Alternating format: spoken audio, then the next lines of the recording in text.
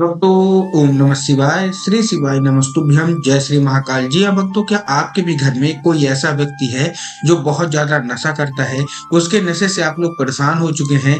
आपको समझ में नहीं आ रहा कि उसका जो व्यक्ति है, उसका जो नशा है वो कैसे समाप्त हो। तो आज का ये वीडियो मात्र और मात्र क्या करना है, कैसे करना है, पूरा आपको समझाने वाला हूँ। तो उपाय ध्यान से सुनिएगा, अच्छे से करिएगा। अगर आपने आज का उपाय अच्छे से सुन लिया, अच्छे से कर लिया, तो आपके घर का जो कोई भी व्यक्ति है जो कि बहुत ज्यादा नशा करता है, वह पूर्णतः नशा छोड़ देगा। अगर वो व्यक्ति के कारण आपके घर में बहुत ज्यादा लड़ाई झगड़ा होता है, बहुत ज्यादा मारपीट होती है, बहुत ज्यादा कलह मच चुकी है और आपको समझ में नहीं आ रहा कि जो व्यक्ति है आखिर नशा क्यों छोड़ नहीं रहा, तो ध्यान से आज मैं आपको उपाय बताने वाला हूँ। आपने उसके नशे के लिए बहुत ज्यादा पैसे खर्च कर लिए, बहुत ज्यादा दवाई कर ली, बहुत ज्यादा डॉक्टर को दिखा लिया, लेकिन वो जो व्यक्ति है वो नशा करना छोड़ ही नहीं रहा। तो ध्यान से उपाय सुनिएगा, पूज गुरुदेव की ही कथा सुन के और बहुत अच्छे से समझ के आपके लिए उपाय लेके आया हूँ। देखिए, आपको भी पता है कि पूज गुरुदेव की जो कथा होती है उसमें पत्र के द्वारा लोग अपनी मनोकामना गुरुदेव तक पहुंचाते हैं। तो बहुत सारे लोगों ने जब पत्र के द्वारा अपनी मनोकामना गुरुदेव तक पहुंचाई, तो गुरुदेव ने जब पढ़ा तो बहुत सारे लोगों की यही मनोकामना थी कि गुरुदेव, हमारे घर का एक व्यक्ति है जो कि बहुत ज्यादा नशा करता है, कृपया करके कोई ऐसा उपाय बता दे कि जो व्यक्ति हमारे घर का नशा करता है वह पूर्णतः नशा छोड़ दे। तब गुरुदेव ने 3 से 4 उपाय बताए और कहा केवल और केवल ये उपाय कर लेना, तुम्हारे घर का जो कोई भी व्यक्ति है जो कि बहुत ज्यादा नशा करता है वह पूर्णतः नशा छोड़ देगा। जब गुरुदेव ने ये उपाय बताया तो लोगों ने उपाय किया और मात्र 1 से 1.5 महीने के बाद गुरुदेव की कथा में वापस आए और गुरुदेव को फिर से पत्र लिखा। लेकिन आप जान के हैरान हो जाएंगे कि ये वाला जो पत्र था वो गुरुदेव को धन्यवाद के रूप में पत्र था कि गुरुदेव, आपके द्वारा बताया गया उपाय हमने कर लिया है और हमारे घर का जो कोई व्यक्ति था जो कि बहुत ज्यादा नशा करता था, उसने पूर्णतः नशा छोड़ दिया है। तो अगर आपको भी जानना है कि आखिर ऐसा कौन सा उपाय है जिसको करने मात्र से लोगों का नशा समाप्त हो जाता है, तो आज का ये वीडियो आपके लिए। तो चलिए चलते हैं हम उपाय की ओर, जो कि मैंने पूज गुरुदेव की कथा से सुना है। लेकिन उससे पहले चैनल पे अगर पहली बार आए हैं और आवाज मेरी पहली बार सुन रहे हैं, तो वीडियो को कर दें लाइक और चैनल को भी कर लें सब्सक्राइब, ताकि पूजनीय पंडित प्रदीप जी मिश्रा के रोज नए नए उपाय जो कि मैं उनकी कथा से सुनता हूँ, श्रवण करता हूँ, सबसे पहले मैं आपको प्राप्त करा सकूं। तो देखिए, जो हमारा पहला उपाय है वो काली तिल का उपाय है। काहे का उपाय है? काली तिल का उपाय। ठीक, अब देखिए आपको करना क्या है, आपको लेना है 3 काली तिल। क्या लेना है? 3 काली तिल। ये मैं आपको पहला उपाय बता रहा हूँ, इसके अलावा मैं 2 उपाय और बताऊंगा, उसको भी ध्यान से सुनिएगा। तो आपको क्या लेना है? 3 काली तिल ले लिया। अब 3 काली तिल जब आप लेंगे तब आपको ध्यान रखना है कि ये जो सबसे पहले तो आपको ध्यान रखना है कि ये जो उपाय है ये आपको उसी व्यक्ति से कराना है जो कि आपके घर में बहुत ज्यादा नशा करता है। मतलब आपको खुद ये उपाय नहीं करना, ठीक, आपको किससे कराना है? ये आपको उसी व्यक्ति से कराना है जो कि आपके घर में नशा करता है। इसके बाद अगर वो व्यक्ति ये उपाय नहीं करता तो फिर आप उसका नशा कैसे छुड़वाएंगे, हम उसके भी उपाय बताएंगे। ठीक, तो पहला आपको करना क्या है, आपको लेना है 3 काली तिल। क्या लेना है? 3 काली तिल। 3 काली तिल ले लिया। 3 काली तिल लेने के बाद आपको क्या करना है? 1 लोटा जल भी लेना है। ठीक, 3 काली तिल ले लिया, 1 लोटा जल ले लिया। अब जो जल है, सबसे पहले आपको ध्यान रखना है कि जल है जो तांबे के लोटे में जल होना चाहिए। बहुत सारे लोग गलती क्या करते हैं कि वो स्टील के लोटे में ले लेते हैं, जो कि पूर्णतः गलत है। आपको कहे में चाहिए, आपको तांबे के लोटे में चाहिए। ले लिया।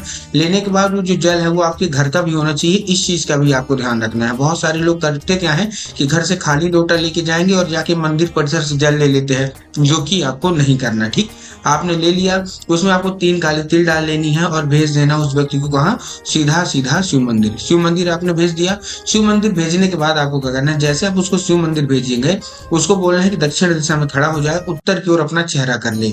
अब देखिए, दक्षिण और उत्तर में बहुत सारे लोग कंफ्यूज हो जाते हैं कि दक्षिण कौन सा होता है, उत्तर कौन सा होता है। तब गुरुदेव ने बताया कि आप जिस भी शिव मंदिर जा रहे हैं, उस शिव मंदिर का जिधर साइड जलाधारी होगा, आपको अपना चेहरा उधर करके खड़े हो जाना है। खड़े हो गए। खड़े होने के बाद उससे बोलिएगा कि महादेव का एक सुंदर सा नाम है। कौन सा नाम है? श्रम्भेश्वर महादेव। तो उससे बोलिएगा कि श्रम्भेश्वर महादेव का नाम लेके वो क्या करे, वो अर्पित कर दे। पूज गुरुदेव कहते हैं कि अगर वो और कोई भी उपाय नहीं करता, केवल और केवल यही उपाय कर लेता है, उसका सारा का सारा जो नशा है महादेव 1 से 1.5 महीने के अंदर समाप्त कर ही कर देंगे। ठीक, ये था हमारा पहला उपाय। अब हम बढ़ते हैं अपने दूसरे उपाय की ओर, जो कि देखिए, जितने भी महिलाएं हैं जिनका पति नशा करता है, जिनका बेटा नशा करता है, जिनका भाई भतीजा भांजा या घर का कोई भी सदस्य नशा करता है, वो उनका नशा कैसे छुड़वाएंगे, अब हम उसकी बात कर लेते हैं। तो सबसे पहले जितनी भी महिलाएं ध्यान सुनिएगा, मैं आपको 2 उपाय बताऊंगा। करना क्या है आपको, देखिए, सबसे पहले आपको लेना है 1 लोटा जल। काहे के लोटे में होना चाहिए? तांबे के लोटे में होना चाहिए। और उसमें आपको 3 बूंद गंगा जल डाल लेना है, ठीक। 1 लोटा जल आपने ले लिया, 3 बूंद गंगा जल आपने ले लिया, ठीक, ले लिया। लेने के बाद आपको क्या करना है? पहुंच जाना है सीधा सीधा शिव मंदिर। शिव मंदिर पहुंच गए। अब जिधर साइड शिव मंदिर की जलाधारी होगी आपको उधर खड़े हो जाना है और बाबा का एक नाम लेके, कौन सा नाम लेके? महादेव का एक बहुत ही सुंदर सा नाम है, कुंदकेश्वर महादेव। तो आपको क्या करना है? कुंदकेश्वर महादेव का नाम लेके आपको अर्पित करना है। अर्पित कर दिया। अर्पित करते ही आपको बाबा से क्या बोलना है कि बाबा कृपया करके हमको इसको औषधि के रूप में प्रदान करिए।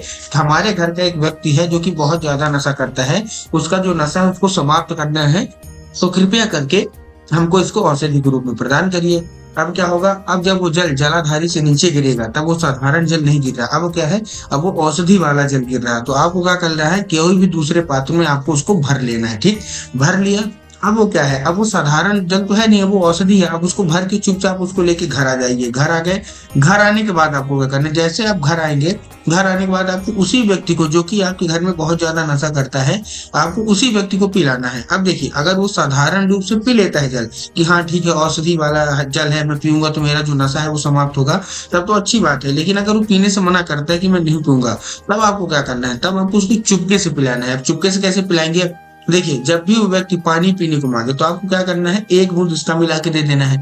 जब भी वो व्यक्ति चाय पीने को मांगे तो क्या करना है? चाय तो देना है, लेकिन 1 बूंद उसका मिला के दे देना है। पूज्य गुरुदेव कहते हैं कि धीरे धीरे करके जब उसके अंदर औषधि जाने लगेगी तो उसका जो भी नशा है, सारा का सारा नशा धीरे धीरे समाप्ति की ओर बढ़ने लगेगा, ठीक। ये था पहला उपाय। अब हम बढ़ते हैं अपने दूसरे उपाय की ओर, जो कि वो भी औषधि का उपाय है। इस उपाय में आपको करना क्या है? इस उपाय में आपको चाहिए क्या? आपको चाहिए 3 बेलपत्र। क्या चाहिए? केवल और केवल आपको चाहिए 3 बेलपत्र, ठीक। बेलपत्र आपने ले लिया। बेलपत्र लेने के बाद आपको क्या करना है? जब आप बेलपत्र ले रहे हैं तब आपको ध्यान रखना है कि बेलपत्र कहीं से भी कटा फटा नहीं होना चाहिए, कहीं से खंडित नहीं होना चाहिए, कहीं से मुरझाया हुआ नहीं होना चाहिए। बहुत सारे लोग जो बेलपत्र है उसको लेने में गलती क्या करते हैं कि वो एक पत्ती को ही बेलपत्र मान लेते हैं, जो कि पूर्णतः गलत है। एक पत्ती का कोई बेलपत्र नहीं होता। 3 पत्ती मिलके जो बेलपत्र बनती है वही बेलपत्र आपको लेना है, ठीक। ले लिया।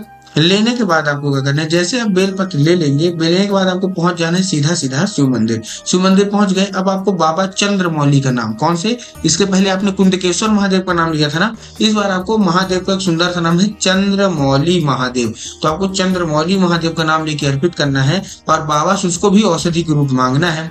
अब क्या होगा? अब आप वो भी औषधि बन जाएगी, आपको उसको उठाना है। उठा के चुपचाप उसको लेके आ जाइए अपने घर।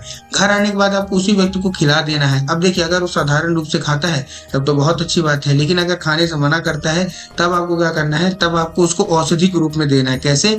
उसको थोड़ा सा धूप में सुखवाइए। सुखवाने के बाद उसको पीसिए। पीसने के बाद आपको क्या करना है? उसको डिब्बे में भर लीजिए। अब जब भी वो व्यक्ति खाना खाने को मांगे तो दाल में सब्जी में मिला के इसको खिला दीजिए। पूज्य गुरुदेव कहते हैं कि उसके अंदर औषधि जानी चाहिए, चाहे जैसे जाए। 1 से 1.5 महीना अगर उसके अंदर औषधि चली गई तो उसका सारा का सारा नशा महादेव अवश्य रूप से समाप्त कर ही कर देंगे।